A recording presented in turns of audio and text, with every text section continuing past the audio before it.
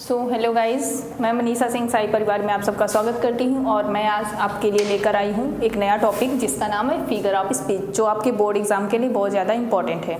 तो आज मैं आपको बताऊंगी फिगर्स ऑफ स्पीच होता क्या है, जिसमें कौन कौन से पार्ट्स होते हैं, कितने फिगर ऑफ स्पीच होते हैं, क्या होता है, सारी जानकारी आपको मिलेगी यहाँ पर। चलिए देखते हैं फिगर ऑफ स्पीच क्या होता है। फिगर ऑफ स्पीच का मतलब क्या होता है हिंदी में? हिंदी में तो सभी को पता है, अलंकार। अलंकार किसे कहते हैं? काव्य की शोभा बनाने वाले शब्दों को अलंकार कहते हैं, जैसे हम लोग सब लोग जानते हैं।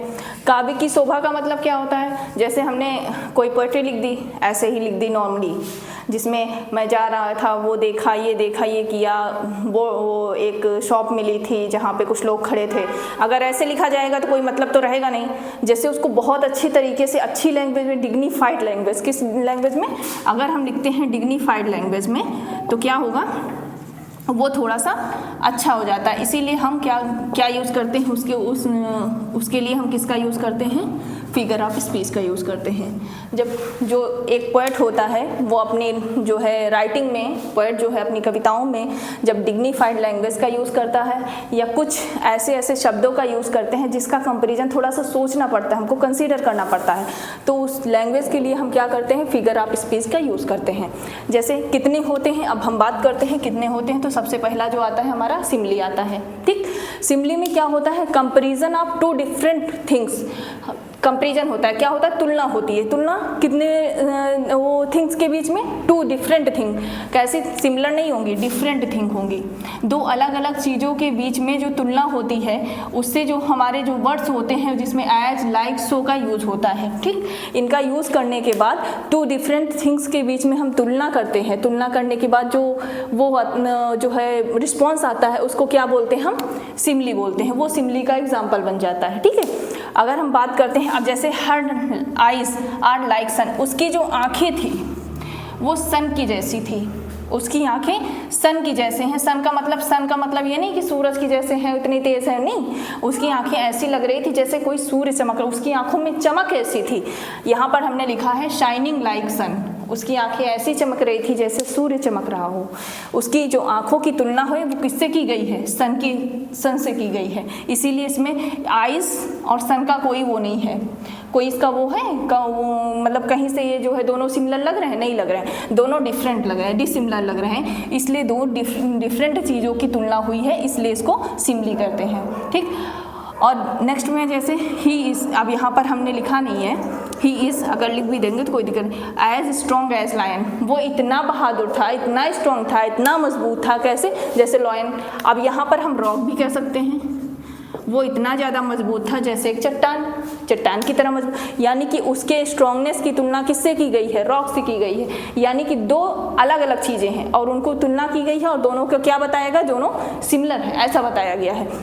और इसमें यूज की सिमली में कभी भी आपको फाइंड आउट करना हो तो एज लगा होगा, एज लगा होगा, सो एज लगा होगा या फिर लाइक लगा होगा। ये जो वर्ड्स होते हैं, आप अगर इनको फाइंड आउट कर लेते हैं तो आपको पता चल जाता है ये एग्जाम्पल किसका है? सिमली का एग्जाम्पल है। इसके बाद नेक्स्ट है आपके पास ही फॉट लाइक अ लॉयन। वो ऐसा लड़ा जैसे लॉयन की तरह। यहाँ पर हम लिख सकते हैं जैसे महाराणा प्रताप की जो है उनकी ब्रेवरी की तुलना कर दी जाए, महाराणा प्रताप की ब्रेवरी की तुलना किससे की जाए? लॉयन की ब्रेवरी से की जाए, तब भी हम क्या करेंगे?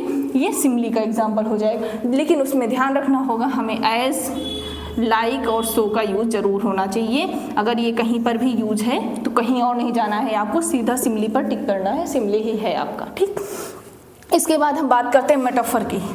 मेटाफर क्या होता है?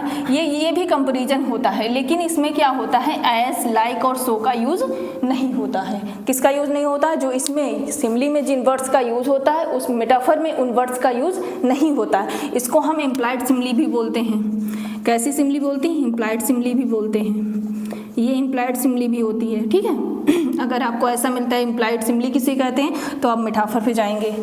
और इसके बाद हम बात करते हैं, इसको इम्प्लाइड सिमली भी बोलते हैं, इम्प्लिसिट सिमली भी बोलते हैं। ठीक है, तो ऐसा कुछ नहीं, बस आपको ये जानना है कि ये मेटाफर होता क्या है। टू डिफरेंट थिंग्स की तुलना होगी जिसमें जो है एज, सो और लाइक का यूज नहीं किया जाएगा। इसके देखते हैं इसके example. Life is a journey. अब लाइफ क्या है? एक जर्नी है। क्या है? जर्नी मतलब लाइफ क्या है? एक यात्रा है। और ये यात्रा कैसी है, किसी के लिए बहुत ईजी है, किसी के लिए बहुत ज़्यादा डिफिकल्ट है। तो ठीक है, लाइफ की तुलना किससे की गई, जर्नी से की गई, लेकिन इसमें यूज़ किसका नहीं है, एज लाइक सो का यूज़ नहीं किया गया है। नेक्स्ट है आपके पास लाइफ इज़ अ ड्रीम, जीवन एक स्वप्न की तरह हो, जो कल चला जाता है वो उसके बाद क्या होता है, क्या वापस आता है, हमारा गया हुआ वक्त कभी वापस नहीं आता है, तो क्या होता है, वो एक स्वप्न की तरह हो जाता है हमारे लिए, क्या हो जाता है, स्वप्न हो जाता है, ड्रीम हो जाता है, उसको हम ड्रीम में काउंट करते हैं। नेक्स्ट आपके पास एग्जाम्पल होता है life is a tale told by, ये शेक्सपियर की लाइन है, ये शेक्सपियर ने कहा है। शेक्सपियर आपको पता है बहुत बड़े ड्रामेटिस्ट हैं, एलिजाबेथनेस के, और ये कहाँ पर बोला गया है, मैकबेथ, ये मैकबेथ में बोला गया है। लाइफ इज़ अ टेल, जीवन क्या है, एक कहानी है, यानी कि स्वप्न है, कहानी है, और वो किसके द्वारा बोली गई है, एक इडियट के द्वारा बोली गई है। ठीक, अब यहाँ पर हम नेक्स्ट वाले जाते, ये भी शेक्सपियर का ही कोट है। ठीक, लाइफ इज़ अ स्टेज, जीवन क्या है, एक स्टेज है, रंगमंच है, जहाँ पर क्या करते हैं, वी आर मेरली प्लेयर्स, हम लोग अपना अपना रोल अदा करते हैं, रोल अदा करने जब हमारा रोल खत्म हो जाता है तो हम पास आउट हो जाते हैं, पास अवे हो जाते हैं। ठीक है, तो इसमें क्या है, हमारा जो लाइफ क्या है, एक स्टेज की तरह होता है, और वी आर मेरली प्लेयर्स, हम लोग अपने अपने कहानी के केवल प्लेयर होते हैं, अपने अपने वो अपना रोल प्ले करते हैं, उसके बाद चले जाते हैं। ठीक है, ये आपके पास टू, यानी कि आपने सिमिली पढ़ लिया है, मेटाफर पढ़ लिया, टू फिगर आप स्पीच आपको बता दिए गए हैं। अब नेक्स्ट वीडियो में आपके और भी फिगर्स आप स्पीच लेकर आएंगे, तब तक के लिए आप लोग हमें सब्सक्राइब कर दीजिएगा, शेयर कर दीजिएगा और लाइक कर दीजिएगा, ताकि आगे वाली वीडियो आपको मिलती रहे। Thank you so much.